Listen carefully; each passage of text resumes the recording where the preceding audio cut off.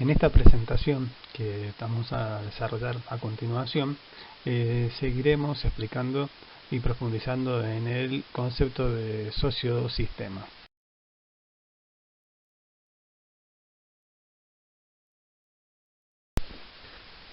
En la presentación anterior de sociosistema habíamos abordado algunos de los aspectos que vamos a considerar dentro de este concepto.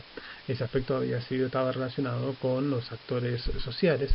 Para estos actores sociales nosotros habíamos otorgado algunas claves que nos permitiesen identificar y tipificar, ¿sí?, a esos actores sociales, reconociendo que existía una gran heterogeneidad de los mismos, ¿sí? En la presentación que vamos a tener ahora nos vamos a concentrar en las prácticas sociales, ¿sí?, que, como bien dijimos, son aquellas acciones que momento a momento realizan estos actores, que perduran en el tiempo y que se transmiten en generación en generación. Con ello estamos dejando de lado aquellas prácticas que son circunstanciales y que no encuentran un patrón general, ¿sí?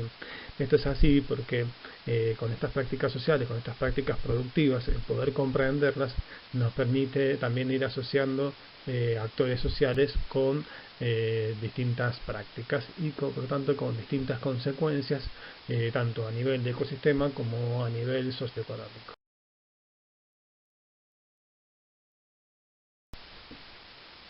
Entonces nosotros podemos seguir pensando en esto de las prácticas sociales para comprenderlas, ¿sí?, a través de una pregunta, es decir, bueno, ¿cómo explicar las prácticas sociales, entre paréntesis productivas, ¿sí?, de los diferentes tipos sociales agrarios? Una posible respuesta en realidad es una pregunta. Uno podría decir, ¿las podemos explicar desde la racionalidad? Y decir, bueno, estas son racionales y estas son irracionales, bajo un esquema de pensamiento, de enfoque, de mirada, más bien dicotómico, más bien binario, ¿sí?, blanco-negro, 0-1, ¿sí? Esa sería una posibilidad, pero como que queda estrecho y aparte que sería como algo bien taxativo, como que quedaría algo más bien impuesto. Usted es racional, otro no es racional, ¿sí? Como siempre hay matices, ¿sí? Y en los matices algunos dicen que es donde está la sal de la vida, ¿sí? Entre esos matices a mí me parece interesante rescatar el concepto de racionalidad limitada, ¿sí?, dentro de un marco de la sociología comprensiva que se llama, en donde autores como Bourdieu y otros autores tanto europeos como americanos han ido desarrollando distintas categorías, distintos conceptos que nos ayudan a pensar un poquito más, ¿sí? En particular, Bourdieu nos habla de una racionalidad limitada, ¿sí?, y nos dice, la racionalidad es limitada no solo porque la información disponible es limitada, ¿sí?, es decir, la información que nosotros podemos tener va a ser limitada, ¿sí?, sino también dice que es limitada porque la mente humana es genéricamente limitada, es decir, no tiene una manera posible de concebir íntegramente, ¿sí?, todas las situaciones y sobre todo en la urgencia de la acción, ¿sí? Es decir, nosotros no tenemos la capacidad para que en un momento dado tengamos en cuenta todas las condiciones que tenemos que tener en cuenta y tampoco porque no sabemos todas las condiciones que están presentes, ¿sí? Entonces en esos dos aspectos ya empieza a ser limitada, pero agrega algo que es de suma importancia y dice que también es limitada porque la mente humana es socialmente limitada, es socialmente estructurada, ya que siempre permanece, quiera o no, encerrada, salvo que tome conciencia de ello, dentro de los límites de su cerebro. No estoy hablando de límites físicos. Estos son límites del sistema de categorías heredados de su formación. Nosotros, mientras nuestras relaciones sociales con nuestras familias, con nuestros entornos educativos, ¿sí?, con nuestros entornos deportivos, ¿sí?, y otros entornos o otros círculos sociales donde donde vamos transitando, vamos incorporando sistemas de categorías, ¿sí?, y ese sistema de categorías nos permite construir una racionalidad, pero justamente se reduce a ese sistema, a una racionalidad que responde a ese sistema de categoría y no a otras. Por ello también esa racionalidad se vuelve limitada. En este sentido, de lo que venimos charlando, ¿sí?, podemos afirmar que los actores sociales, ¿sí?, en un contexto histórico y actual de limitaciones, siempre ponen en marcha un proceso de racionalización. Es decir, los actores sociales, nosotros, siempre estamos en condiciones de decir por qué hacemos lo que hacemos. Es decir, estamos en condiciones de hacer una comprensión teórica de nuestras prácticas, ¿sí? lo cual todo esto tiene que ver con un proceso de rutinización y con mecanismos de seguridad ontológica que uno va incorporando para no sentirse siempre que no tiene contención, ¿no? Entonces, ¿qué hacemos ahora? Esta pregunta que nos habíamos hecho acerca de cómo explicar las prácticas sociales o productivas de los diferentes actores sociales. ¿Nos sirve pensar una racionalidad de racionales y no racionales? Y en principio no, pero no lo dejemos de lado. Es decir, nos permite explicar algunas cosas, pero tenemos que saber matizarlas y contextualizar a esas racionalidades. Y podemos decir, esta racionalidad, estas prácticas se explican por esta racionalidad que responde a ciertas categorías y que podrían tener ciertas consecuencias, y uno puede decir, a mí estoy más de acuerdo o estoy menos de acuerdo, pero quizás nunca categorizarlas como irracional.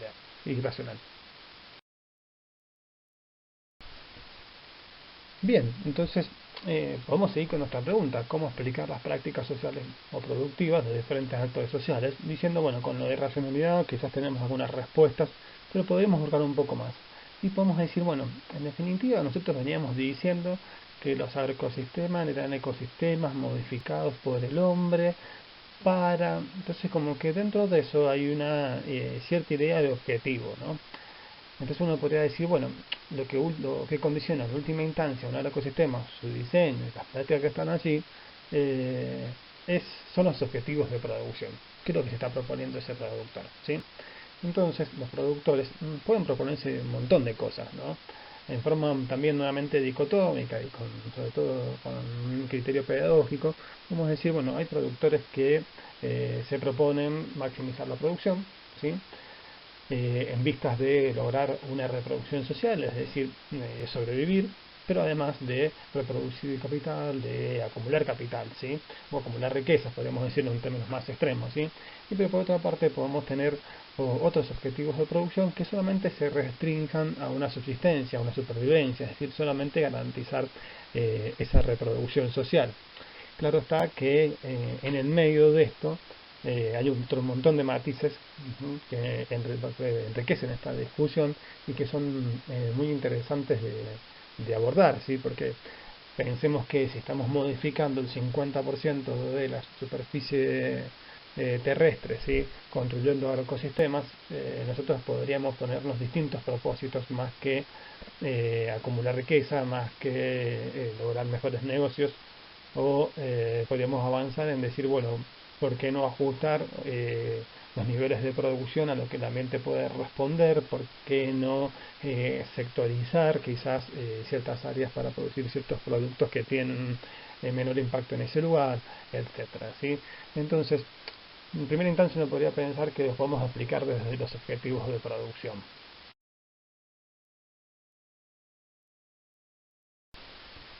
Bien, pero ahora resulta interesante preguntarse desde dónde se construyen esos objetivos de producción, ¿sí? Porque algunos actores se proponen maximizar y otros se proponen conservar y otros se proponen sobrevivir, ¿sí?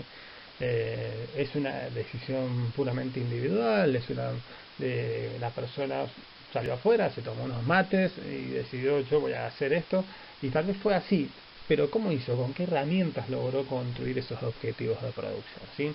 Nuevamente, para poder encontrar alguna explicación a esta pregunta, ¿sí? Retomo a Bourdieu en que su enfoque sociológico, antropológico de un, un estructuralismo constructivista, ¿sí? En el sentido de tener una mirada tanto objetivista como subjetivista, nos propone tres categorías o tres conceptos como para poder comprenderlo, ¿sí? En primera instancia, eh, Bourdieu nos dice que hay que observar las condiciones materiales y la ubicación del campo de poder socioeconómico del que participa. Es decir, ¿se acuerdan cuando hablábamos de que los actores sociales son humanamente iguales pero existencialmente diferentes? Bueno, es esto. ¿Sí? Nosotros tenemos que ver al actor social en sus condiciones materiales. ¿Sí? Esas condiciones materiales son las que le dan la potencialidad de poder decidir qué hacer y qué no hacer, y cómo hacerlo y cuándo hacerlo. ¿Sí? Es lo primero que uno tiene que ese actor social puede, el primer condicionamiento que va a tener para poder hacer. Bourdieu le llama lo social hecho cosas, en el sentido de que esas condiciones materiales siempre se resuelven dentro de lo social. ¿Sí? En segunda instancia, Perdón, y esta es la mirada más subjetivista que tiene Bourdieu. En segunda instancia, Bourdieu da lugar a más autores de la filosofía del subjetivismo, ¿sí? Y da lugar a miradas subjetivistas en el sentido de que construye el concepto de hábitos, ¿sí? Entonces dice, bueno, pero las personas, esos actores sociales, esos sujetos, ¿sí? Tienen trayectorias, ¿sí? Que también nos está condicionando, trayectorias de hábitos, de gustos, de costumbres, ¿sí? Culturales que lo van condicionando. Y construye, como les digo, el concepto de hábitos, ¿sí? Que su definición es una larga página, ¿sí? Que habla de un conjunto de disposiciones a actuar de un modo que de otro modo, es decir, para mí esto se tiene que ser así y no así, en realidad lo que lo reproduzco porque en mi casa siempre se hizo así o porque mi papá lo venía produciendo así, entonces vamos a seguir produciendo así, etcétera, ¿sí? Pero en definitiva son esas cosas que nos identifican más a un aspecto que a otro, ¿sí? Bourdieu es muy de forma muy sintética, ¿sí? Cuando desarrolla finalmente este concepto de hábitos, habla de que es en definitiva una estructura estructurante estructurada. ¿Qué nos está queriendo decir? Nos está queriendo decir que los actores sociales, ¿sí? Para poder moverse su acción, ¿sí? Tienen una estructura, ¿sí? Es decir, tienen un conjunto de categorías, ¿sí? Que las tienen heredadas, que las han incorporado, ¿sí?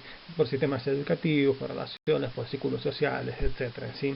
Y esas categorías que tienen incorporadas son la estructura, ¿sí? Que es estructurante, es decir, que para poder actuar está apelando constantemente a esas categorías, ¿sí? Y que ha sido estructurada, ¿sí? Es decir, esa estructura tiene una connotación histórica, ¿bien? Entonces, con este concepto de hábitos da lugar a la parte más subjetiva de los actores sociales y finalmente nos dice que tanto esto de lo social hecho cosas, ¿sí? Esas condiciones materiales como su hábito están condicionados por la actualidad en la que se encuentra ese actor social, es decir, por las condiciones socioeconómicas y políticas coyunturales, en donde por más que yo me sienta más identificado con A que con B y que tenga las condiciones para hacer A y no B, si hay condiciones socioeconómicas y políticas adversas, no lo voy a poder realizar, ¿sí? Entonces está hablando de un condicionamiento a esos aspectos. Así, Bourdieu, para poder explicar, ¿sí? Los objetivos de producción que nosotros venimos tratando de comprender, ¿sí? Y para poder explicar estas prácticas productivas y que ponía en juego estos tres aspectos, nos pone en juego nuevamente y nos dice, bueno, en definitiva lo que hay es un sentido práctico, ¿sí? Este sentido práctico implica, dice, casi un encuentro milagroso entre el hábitus, o sea, la parte subjetiva, y el campo social, la parte objetiva. Es decir, entre la historia objetivada y la historia incorporada. Y por ello tienen a la vez un sentido objetivo y un sentido subjetivo. Es producto de las estructuras objetivas del juego, ¿sí? De las relaciones objetivas que implican los campos y las posibilidades y limitaciones allí inscritas, y de las experiencias de los agentes en ese juego, de lo que ellos piensan y de lo que significan que lo otorgan. En este caso lo dice Gutiérrez. Alicia es una científica de Argentina, seguidora de Bourdieu y que lo ha profundizado y ha construido mucha teoría a partir de sus lecturas, ¿sí? ¿Qué nos está diciendo con el sentido práctico? Nos está diciendo que las personas nos encontramos dentro de un campo, ¿sí? Ese campo es un gran campo de juego, ¿sí? En donde si nosotros nos largamos a jugar, estamos decidiendo jugar en ese campo, ¿sí? Que en ese campo nosotros tenemos una posición relativa que está dada por nuestras condiciones materiales y que con esas condiciones materiales nosotros tenemos que ir negociando nuestros sentidos subjetivos y nuestros hábitos, ¿sí? Y que a partir de eso van saliendo los sentidos prácticos y las lógicas prácticas con las que nosotros vamos llevando nuestras acciones de día a día, ¿sí? Entonces un sentido práctico, nos dice finalmente, es una aptitud para moverse, para actuar, para orientarse según las posiciones ocupadas en el espacio social, según la lógica del campo y de la situación en la cual está comprometido, ¿sí? Este es otro elemento que junto con los anteriores nos permite empezar a explicar por qué algunos productores incorporan cierta tecnología y no otra, por qué algunos productores comercializan de un modo u otro, por qué algunos productores siembran de un modo y no de otro, ¿sí? Y nos permite dar elementos, ¿sí? Que nos otorgan más matices y complementan la idea de la racionalidad. Entonces, considerando estos conceptos que venimos charlando para poder explicar las prácticas productivas, ¿sí? Nosotros podemos empezar a decir que que un ecosistema desarrolle algún tipo de agricultura, ya sea industrial, agroecológica, natural, orgánica o cualquier otro tipo de agricultura, en principio no siempre es una decisión completamente planificada y coherente. O sea, no siempre una decisión objetiva, ¿sí? Sino que es el resultado de estas categorías, ¿sí? De lo social hecho cosa, del hábito, de los condicionamientos que van teniendo, ¿sí? Donde van construyendo ese sentido práctico, esa racionalidad con la que van haciendo sus prácticas, ¿sí? Pero que a su vez eh, estos conceptos, estas categorías, están en tensión entre sí y están en tensión con las de otros actores con los cuales comparten el campo de acción, ¿sí? Es decir, con los productores vecinos, con el que comparte el mercado, etcétera, porque cada uno de estos actores, en definitiva, pone en juego este conjunto de categorías, ¿sí? Para tratar de mantenerse o mejorar la posición dentro de ese campo, ¿sí? Lo que están buscando en definitiva a través de estas distintas prácticas es poder seguir quizás siendo agricultores, ¿sí? Entonces, poder mantenerse les permite seguir siendo productores, poder mejorar la posición le permite poder poner condiciones de ese juego, ¿sí? Entonces fíjense ustedes que les marqué resaltado en donde dice que no siempre es una decisión completamente planificada y coherente, y digo no siempre porque se puede dar el caso de algunos campos sociales en donde algún actor social tiene una posición sumamente dominante, en donde sus condiciones materiales y existenciales les permiten ejercer un poder sobre otros actores en donde él sí tenga la posibilidad de eh, establecer objetivamente esos objetivos de producción, ¿sí? Con esta presentación, en definitiva, lo que nosotros hemos tratado de darles son algunas claves, no todas, claro está, para poder comprender las acciones de los productores rurales y poder comprender, en definitiva, o poder asociar más bien estas prácticas con algunas consecuencias ambientales o sociales.